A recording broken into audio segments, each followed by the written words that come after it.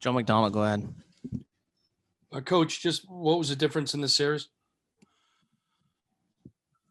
They were able to win when they didn't have their A game. I thought that was, a couple of games at home there, game 2 and game 5 the other night. I thought they found ways to win. So give them credit. That's what it's all about this time of year. It doesn't have to be pretty. That they were much more opportunistic than us. If you look at some of the games, you go through it. I mean, it takes a while to dissect it, Joe, but game up here, we had a good chance to get a lead, and we hit a post with an open net the other night, could have extended our lead, missed some chances. So I think some of that they did better than us, whether that's their shooters were better or their goaltender was better, or probably a combination of both when that happens in those situations. And then at the end of the day, you could see it a little bit. Our back end got thin, and it was a challenge for them. So specifically tonight, I think in parts in game 5. So some of that was,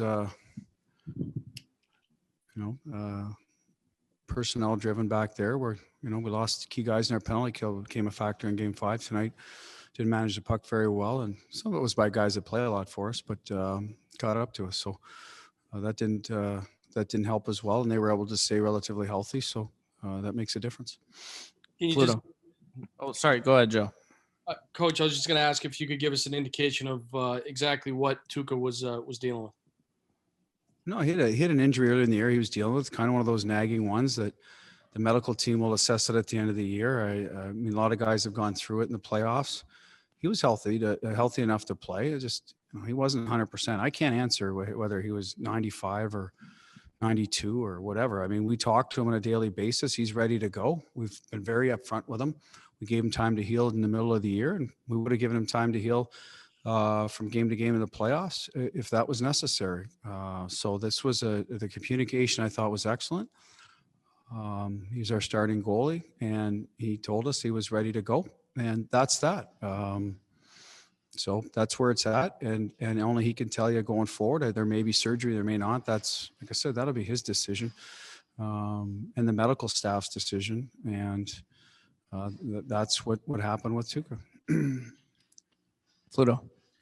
Bruce, they gave you so much trouble at 5-on-5 in terms of generating chances. Where did you see the problem areas in terms of trying to get through on their D?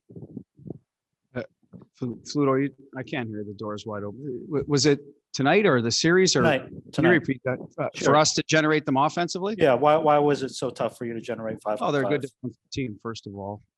So let's start with that. They play well in this building.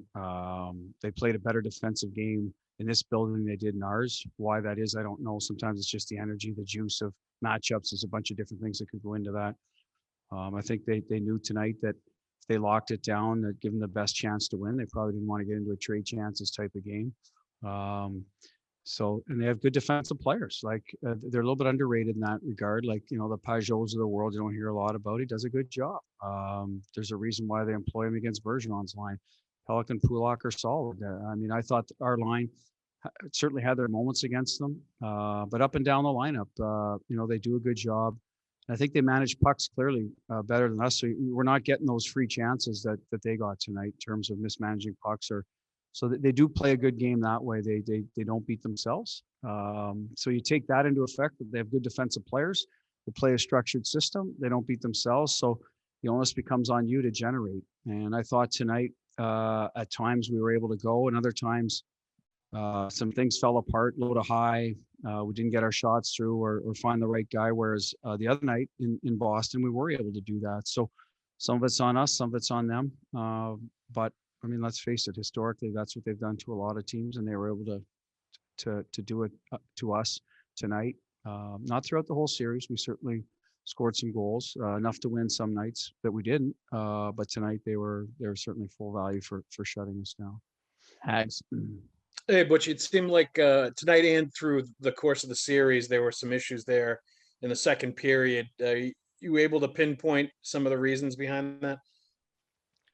Well, I think early on the second period, they've been a good second period team throughout the playoffs. And there was some line change stuff early on where we didn't sort of take away the quick up Hags, and we changed as a group of 3 as forwards instead of one guy holding. We identified that early. They did that to Pittsburgh. We had to live it a little bit. And after that, I can't go through every game because I just think the momentum is when you forecheck well and get a team hemmed in the second period, it's tough to turn the tide. You need your timeouts to reset. And that's what happens to teams in the second period. Once they get behind sort of the territory game, it's hard to catch up.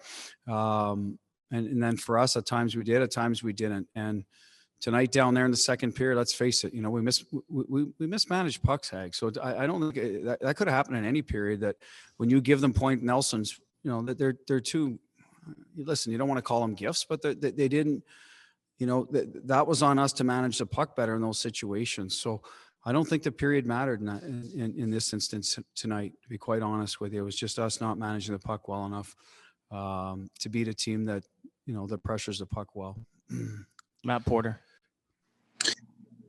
Bruce, how tough was it to keep them, from getting to the front of the net? I know tonight was, like you said, more about kind of turnovers and mismanagement, but just was it tough to keep them from getting in front of the net? And then how close were Carlo and Miller to playing in this game? Well, I thought we did, the two goals they got from the front of the net were rebounds that came right back out, and our D were there. One, we had good position, but the puck got by McAvoy right to Sajak. And listen, those are, when we talk about tracking issues with goaltenders, those are the ones they just have to stick to you, or the rebounds have to go into the corner when they're coming in from the point. Now, sometimes there's traffic. Yes, you don't pick it up to the last minute, but that's what we talk about a little bit.